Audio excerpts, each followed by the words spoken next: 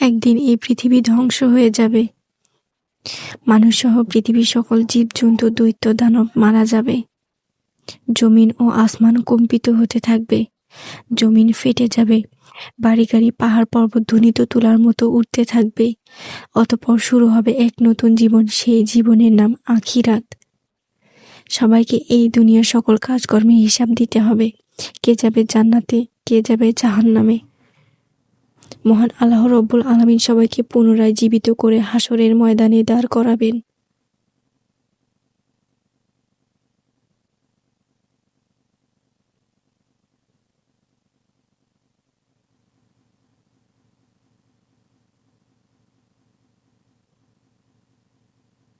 সেদিন প্রত্যেক মানুষকে 5টি প্রশ্ন করা হবে।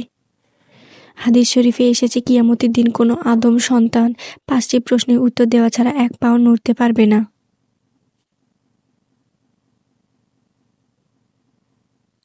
সেদিন তাকে জিজ্ঞাসা করা হবে তার জীবনের লক্ষ্য ও উদ্দেশ্য কী ছিল এবং যৌবনকাল কিভাবে কাটিয়েছে, সে কিভাবে উপার্জন করেছে এবং তা কোন পথে ব্যয় করেছে, তার জ্ঞান বা বিবেক অনুসারে কর্ম করেছে কিনা এবং মহান রবের ইবাদত করেছে কিনা।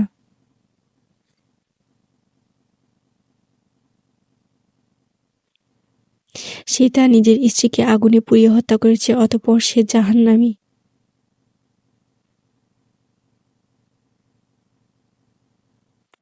অনেক টাকা পয়সা থাকা সত্ত্বেও দান খয়রাত করে নাই, অথচ সেই টাকা দিয়ে নেশা করেছে, অতঃপর সে জাহান্নামী।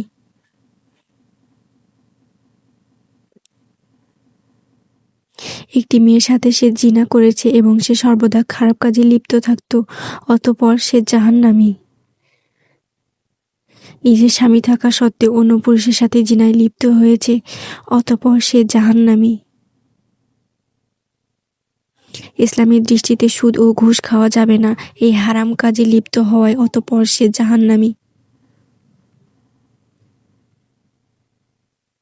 আল্লাহ ব্যতীত অন্যজনকে রব স্বীকার করেছে এবং মূর্তি পূজা করেছে, অতঃপর সে জাহান্নামী।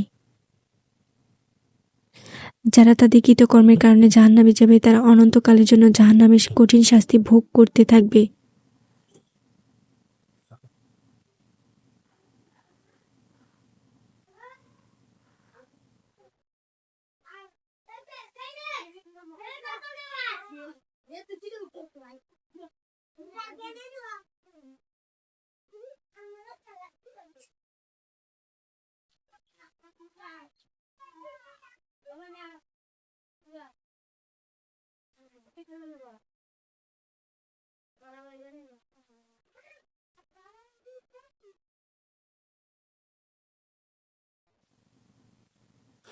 এই ব্যক্তি গরিব মানুষের পাশে দাঁড়িয়েছে, দান খয়রাত করেছে, অতঃপর সে জান্নাতি।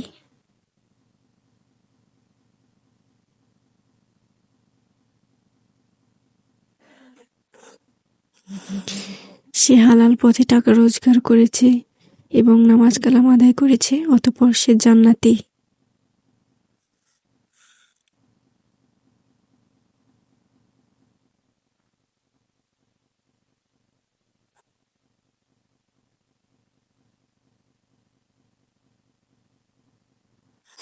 অসহায় মানুষের সেবা যত্ন করেছে এবং মানুষের উপকার করেছে, অতঃপর সে জান্নাতি।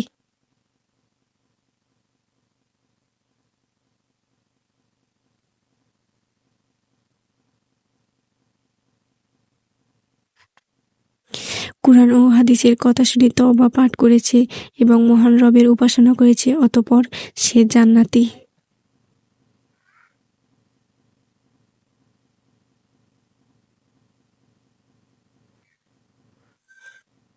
কুরআনের জ্ঞান শিক্ষা দিতে গিয়ে কাফেরদের হাতে পাথরের আঘাতে শহীদ হয়েছে, অতঃপর সে জান্নাতি।